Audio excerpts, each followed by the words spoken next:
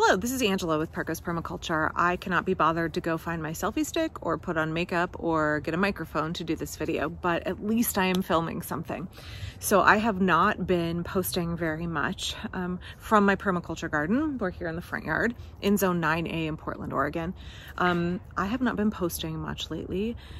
Because I experienced weeks of my videos having an error every time I tried to upload them to YouTube and trying to figure out what was going on. I was also getting duplicate video upload error messages for some of my live videos, and I, in trying to figure out what was going on with that, I deleted some of my videos and I don't have backups anywhere, and that was really frustrating, like videos with thousands and thousands of views. And then, you know, I think I got it all ironed out. I was able to get a video uploaded.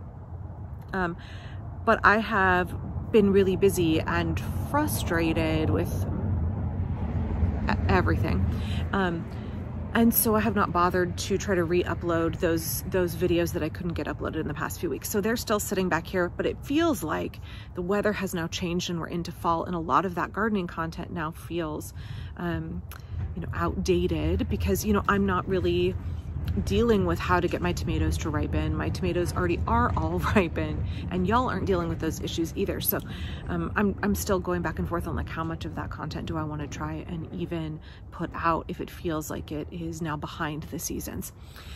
Anyway, I'm sitting in my front yard. I just got home from taking my youngest kid to the park for a bit, and I noticed that there's something happening here in the garden, and I wanted to talk about it. I also just wanted to say thanks to all the folks who are supporting me over on TikTok. I have more than 75,000 followers over there, which is wild because I just started in April. That content is much easier for me to make because it's quick, rapid fire. But I'm not gonna lie, like I'm struggling with, we're gonna wait for the bus to pass real quick, hang on. Okay, so in this part of my garden, at this time of year in October, there are still lots of things to harvest. It is not the end of the garden year. It's the end for many annual veggies, right? Like it's been unseasonably dry and warm, and so I'm still getting some zucchini. I'm still getting tomatoes, but they are on the way out, right? That doesn't mean the garden is done. And in particular, my perennial fruit crops are still really cranking. My late apples, I just picked all my Ashmead's kernel apples this week. My quince are still going. My early quince are like 3/4 of the way done. My later quince are just starting to turn. And here in the front yard, my persimmons are still several, you know, days, maybe like even 2 weeks away from being ready to pick. In the backyard, my kiwi berries are ready to pick. They are not ready to eat. It will need to soften after harvest, but they're ready to pick. I have a few late plums, but what is it? I've got to wait for a car to pass out. So here in the front yard, you can tell I'm in the front yard because there's always car noise. I have one of my favorite crops that is not native to Oregon. It is native to the US. It is the largest native tree fruit in North America. That is starting to ripen. And so I get really giddy about this crop because the only reason I'm able to enjoy it is because I grow it.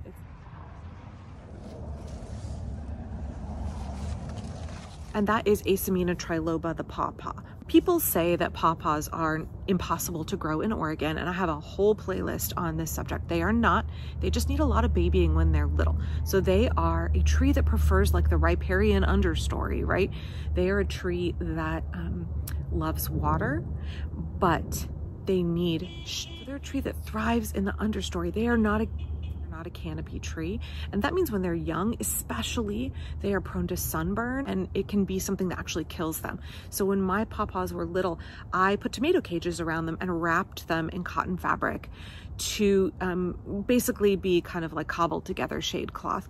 And I find if you get them through the first 3 years, then they don't need that anymore, and they do fine on their own. They don't have pests or diseases where I am. I have no problems with them. You do need 2 different varieties in order to set fruit, except for some cultivars that are self-fertile. I have all improved Peterson varieties, and there are more recent improved varieties that are not Peterson that are on the market now. I much prefer them to seedlings because you know what you're going to get: consistency of flavor, consistency of pulp to seed ratio. So I have a video from last year where I did a pawpaw tasting. I keep holding this one because it was on the ground. I have a video from last year with my kids where we did a pawpaw tasting. Please go watch that. Pawpaws are an acquired taste. They are not a fruit for everybody. And so before you commit to planting 2 of them, and it is a tree that is pyramidal, and so that means that it is very wide down at the bottom layer of branches are quite wide. Before you commit to planting 2 of those trees and having that investment, you might want to see if you can taste pawpaws, and if you can't, watch my video and anybody else on the internet who describes the flavor. It's like, because they're funky tasting, but like in a really good way. I mean, I'm somebody who likes jackfruit. I'm somebody who likes strong and unusual flavors. They are called the Indiana banana because they have this wonderful custardy, creamy texture to them. Like a mashed banana, basically. So when we're planting a permaculture garden, we want to extend our season of harvest, right? Not only do I want to grow things that are unusual, I can't get them in the grocery store, that have superlative flavor, texture, and hopefully nutrition as well. I also want to make sure that I am trying to have a harvest from as early in the year to as late in the year, and with as much diversity as possible.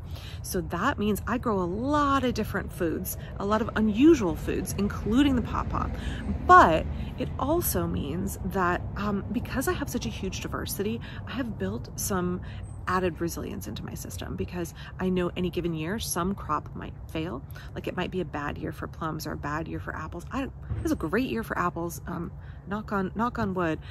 I didn't have apple scab. I have very little codling moth, no apple maggots, and no fly speck this year. So my apples all looked fantastic.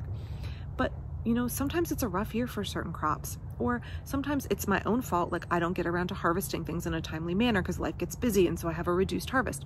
When you have a huge diversity of crops, you know that you don't have all your eggs in one basket, right? I know that planting a diversity of crops that ripen at different times of the year helps me eat locally, and it helps me appreciate the seasons, honor the seasons.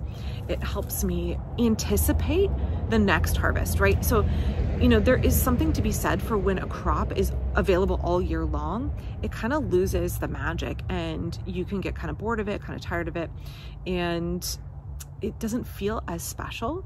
And I think there's something in us that says like we want to honor the seasons of the year. We are meant to eat and live seasonally, however that looks for where you are. And for me, enjoying foods only in their actual season enhances the experience of eating, and it helps me feel more connected to my garden, to my ancestors, to my past, to our history as people. And I find that really valuable. It helps me say, I know that this fruit is only ripe, like with pawpaws, only ripe for like literally days.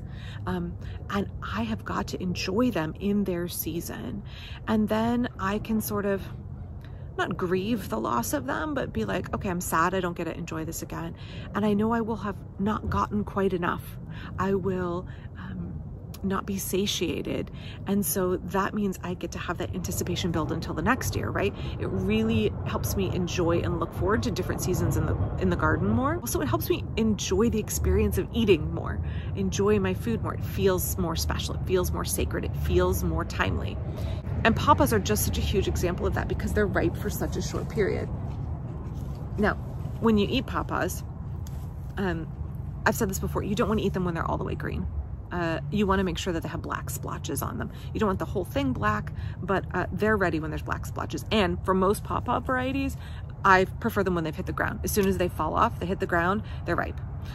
This is a ripe pawpaw. Another ripe pawpaw. If you were having to pick them off the tree and you're having to like pull them off, ooh, that's a recipe for an upset stomach. I know some people report that they have a harder time with cooked pawpaws than with raw. I don't have trouble with pawpaws cooked or raw. I have trouble with them underripe. Because they're something that you can only enjoy in a really short season once a year, you can't really eat too much of them. And I know there has been some controversy because they are in the custard apple family, and people have conflated one journal article about soursops, which are also in the custard apple family, with pawpaws, and you can't do that. That's like comparing, you know, like belladonna with tomatoes because they're both in the nightshade family. Like you can't do that. But if you are worried about overconsumption of pawpaws because of things you may have heard, they're ripe for such a short period. And if you're, you know, they're pretty self-limiting in how many you can eat per day, because much like eating too many mangoes in a day or too many peaches, very self-limiting. You will only do that once, right? So I can typically eat 1 to 2 pawpaws a day. That's it. Usually more like 1. And then I do freeze the pulp for the majority of the harvest, and you can make ice cream. If you are somebody who can eat them baked, you can bake them into things like cake. Does make your banana bread, if it's made from pawpaws, it will have that kind of like weird funkiness to it, so your kids may or may not like it in cake or bread. But in ice cream, oh, it's so good. So anyway, I just, you know, I'm sorry that I haven't been posting as much. Please check me out on TikTok. Again, like, it's so much easier for me to post on TikTok. The way the app is constructed, it's so much easier to just take 2 minutes and film something and immediately post it. And it doesn't involve having to film like, you know, 40 minutes of footage that I cut down to 12 minutes and then have to edit and insert cards and then download and upload and re-edit and add tags. And it's just so much more work to do a YouTube video. And I'm sorry I'm complaining about it. I shouldn't be complaining, but I'm having a hard time finding the time in my life to do that right now. And so when there's any sort of tech glitch, it's very much a negative reinforcement that makes me want to not engage with YouTube right now. So I appreciate the subscribers who are still hanging around, folks who are still watching my content. I am trying to get back into the swing of things, and I'll see whether I want to upload those other videos, even though they seem they are late. They're for things that were happening 3 weeks ago in the garden. Okay, and on that note, it's starting to rain. And so I'm gonna pick some more pawpaws up off the ground and go in and enjoy them. And I will be back really soon with a regular video. I hope that you are able to maximize the longevity of your harvests, the diversity of your harvests. And I hope that that is something that not only, you know, enhances your nutrition, your resilience, your food security, but also like your enjoyment as an eater and as a gardener, right? That we are human beings who are meant to experience pleasure and joy. And boy, it is really raining. And so I hope that your experience of growing your own food, unusual foods that you may not be able to find elsewhere, enhances your palate and your experience as an eater, as well as all those other things. My kids are gonna come ask why it's raining. Hi. Okay. For those of you that are facing Hurricane Milton coming through, I want you to know that you're in my thoughts. I lived through Hurricane Charlie 20 years ago when I was pregnant with B. Ruth and I both did.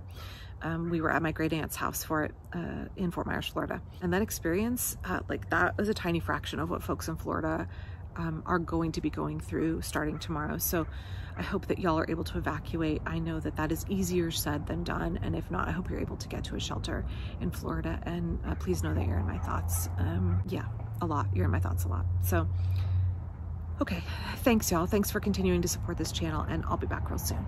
Okay, I promised y'all not to be having an existential crisis for the rest of the day. So I wanted to show you, I'm actually out in the front garden picking pawpaws because it's pawpaw season in Oregon. They are not native. This is Asamina triloba, the American pawpaw, also called Indiana banana. They're not native where I am, but I have 3 trees that I have carefully babied to maturity, and I get large harvests every year. So I wanted to show you what they look like.